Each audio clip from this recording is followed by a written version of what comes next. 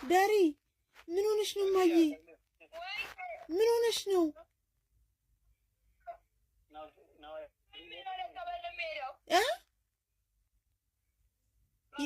የት ነው የምትሄጂው? ምን አለች ዳሪ? ሂጂ ኤርፖርት ሂጂ በእናትሽ ማሪ። እሺ ይኸውልሽ እዛ ኤርፖርት እየጠበቁሽ ነው። ይፍቱ ትቀበልሻለች። ማን ይቀበልሽ? የምትፈልጊው ሰው ይቀበልሻል። አዎ አለ እዛ የሚጠብቃት ሰው አለ። የምትፈልጊው ሰው ጌታውና አቤ ይጠብቁሻል፣ ወይ ይፍቱ ትጠብቅሻለች።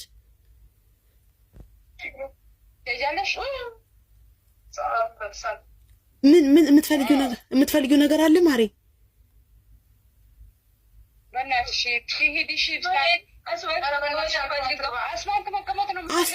አስፋልት ምን አለ የኔ ውድ? ኧረ በእናትሽ ሀብስ አስፋልት ምንም የለም።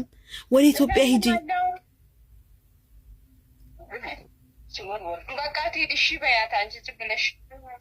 ሂጂ በቃ። ወይኔ እኔ እናትና ፍር ብልት ትላርግልሽ። ትሄጃለሽ?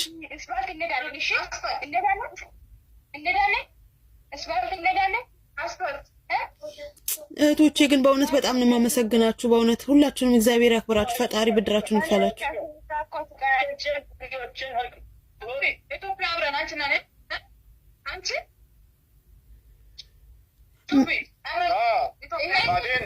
ባባ ወላናሹ ሰው ያልሄን አለ እዛ ኢትዮጵያ ሰው አለ።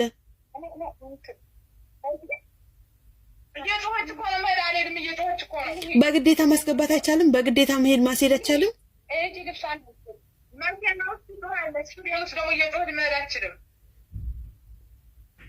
ወይኔ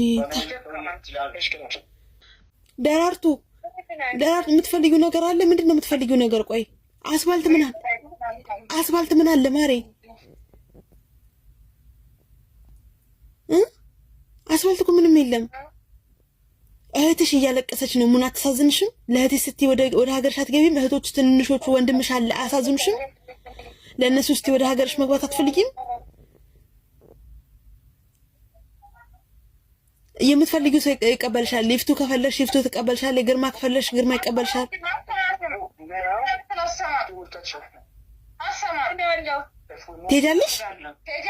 ትሄጃለሽ? የኔ እናት የምትፈልጊው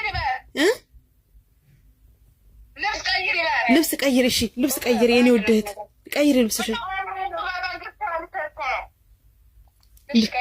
አስፋልቶትሽ ብር የምትፈልጊ ከሆነ እኔ ብር ሰጥሻለሁ። እኔ ብር ልክልሻለሁ። እሺ ብር የምትፈልጊ ከሆነ እኔ ብር ሰጥሻለሁ። እሺ ማዬ ለብር ከሆነ እሺ ልብስሽን ቀይሪ የኔ እናት ልብስ ቀይሪ። እህቴ ቀይሪላት እስቲ ማዬ። እግዚአብሔር ያክብራችሁ፣ ፈጣሪ ብድራችሁን ይክፈላችሁ። ምንም አይደለም።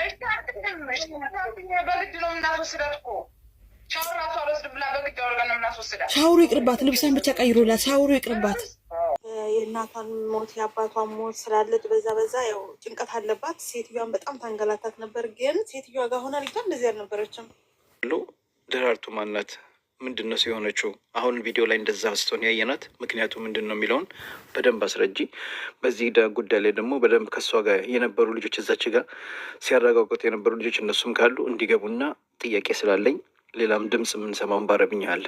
እሺ ልጅቷ እንደዚህ ቢሮ ስትሄድ እንደዚህ አልነበረችም። ቢሮ ከመጣች 15 ቀኗ ነው።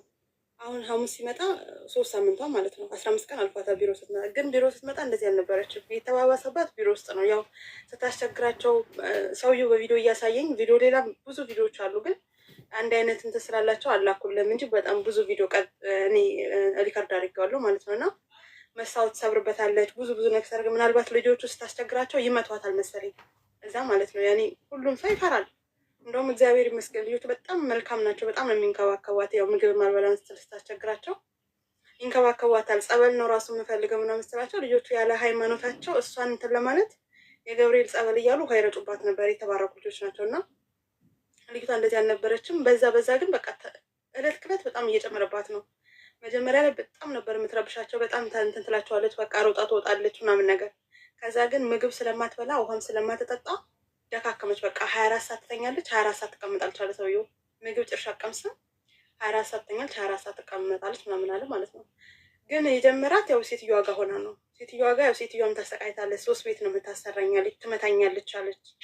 በጣም ብዙ ነገር ታደርጋት ነበር ማለት ነው። ብዙ ጊዜ ሴትዮዋ ራሱ እየደወለች ታገናኘኝ ነበር ማለት ነው። ምከሪያ ትለኛለች፣ ስራ ትሰራልኝ ምናምን ምከሪያ ትለኛለች። ልዩቷም የራሷን ችግር ትናገራለች፣ ሴትዮዋም የራሷን ችግር ትናገራለች ማለት ነው።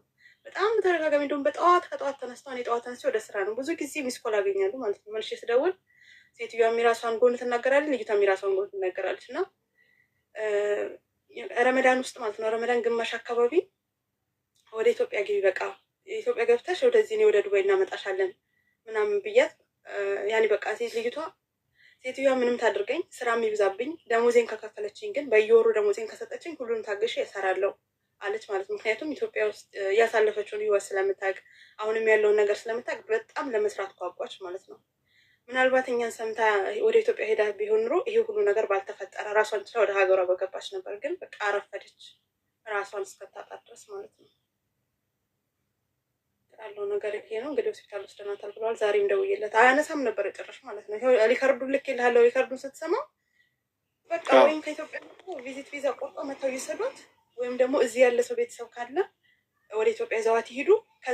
ከዛ ግን ከ3 ቀን ከ4 ቀን ካለፈ አውጥቼ ብዝት ታበራለች፣ ውጭ ጥላታለሁ። አንቺ አታገኛትም እኔም አላገኘትም ማለት ነው። ሰውዬው መስሪ ነው። ዛሬ ኦኬ። ሀበሻው ደግሞ ሪከርዱን ልኬላታለሁ። እድሜዋ 17 ነው መሰለኝ አይደል? መጨረሻው 23 እንደዛ ነገር ነው መሰለኝ። እድሜዋ 27 ነው። 17 እድሜዋ 17 ነው።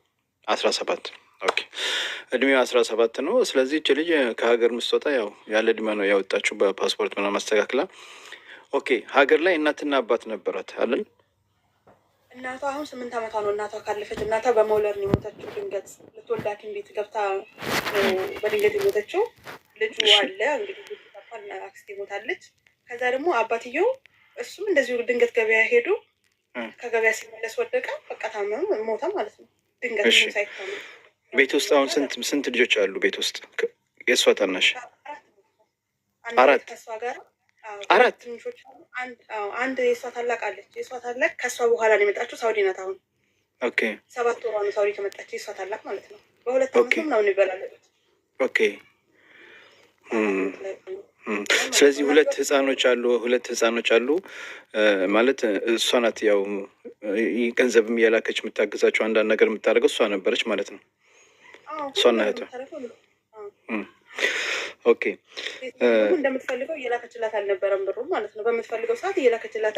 እኔ ሳውራት ራሱ የ8 ወር ደሞዝ አላከችላት። የ3 ወር ልካ መጀመሪያ የ3 ወር ልካልና ከዛ በኋላ የ8 ወር ደሞዝ ይዛባት ነበረ ማለት ነው። ሴትዮዋ ለምን አላክሽላት ምስራ ባሌ ስራ አሙት ስራ ቆመ፣ ተመልሶ ሄዶ ሲጠይቅ ስራ ስላላስገቡት ብር የለውም።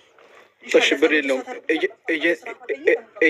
ኤጀንሲውስ ምን ይል ነበር ማለት? እች ልጅ የምሰራበት ቦታ ሰዎቹ ብር የለንም ብለው አፍ አውጥተው ብር የለንም ባሌ ስራ የለውም እና ብር የለውም ካሉ ከዛ ቤት አስወጥተው ሌላ ቦታ ስራ ማስገባት ግዴታ አለባቸው።